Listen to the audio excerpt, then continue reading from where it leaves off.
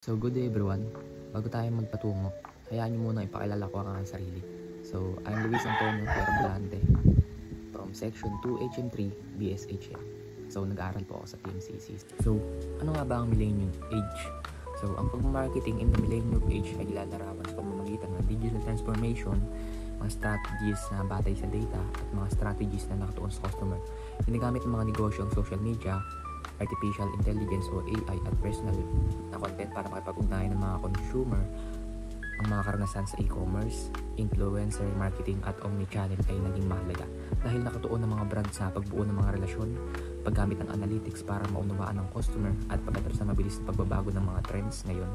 Ang pagtaas ng teknolohiya sa mobile at automation ay nagbabago rin kung paano naaabot at nakikipag-ugnayan ng mga companies sa kanilang mga target audience nila. Oh, pasok ka na naman. Naghahanap ka ba ng ganda, mura, matibay at pamasok ng sapatos? Ano pang inaantay mo? Kumuha ka na nito sa Milanos. 899 lang to. Paano mo mabibili? Pumunta ka dyan sa yellow basket ko. Thanks me later.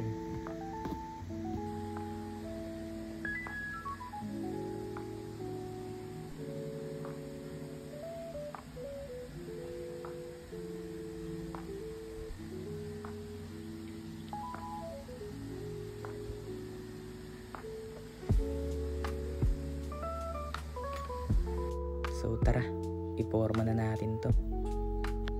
For your information guys, almost 2 years na tong Milano shoes ko sa akin. Pero hindi man lang to nasisira, matibay pa rin.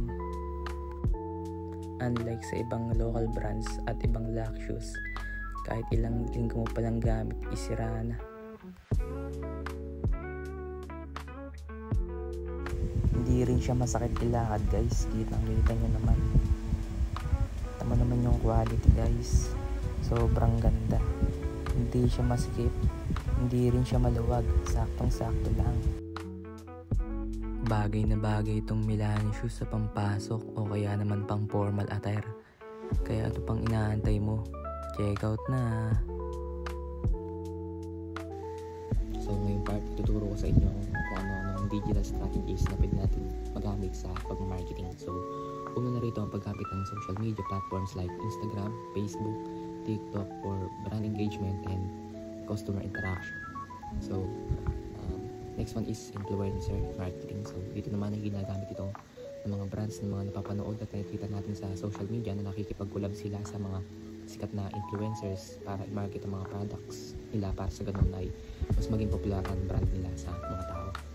So the last one is viral trends marketing. So ano nga ba ito?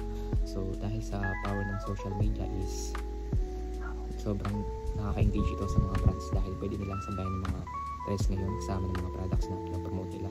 Pwede nilang gawa nito ng mga creative contents yung brand or maging products nila online.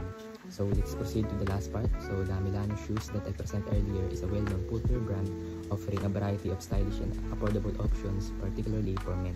The brand is recognized for its casual and formal shoes, including sneakers, loafers, and dress shoes.